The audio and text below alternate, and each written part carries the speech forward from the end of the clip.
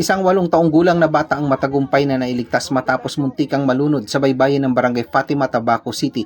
Bandang alas 8:45 ng umaga nito lamang ika-5 ng Abril taong kasalukuyan, kinilala ang biktima na si alias Chris, residente ng nasabing barangay. Batay sa paunang investigasyon at pahayag ng kanyang lola, tumalon umano ang bata sa mas malalim na bahagi ng dagat.